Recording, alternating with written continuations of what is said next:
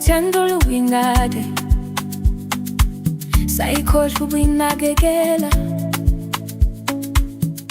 savumela ukuzidla bukhule kunokuxolela. Satshala amazwi, savona ubuhlungu, kodwa ngisakholelwa injabulo iyabuya futhi.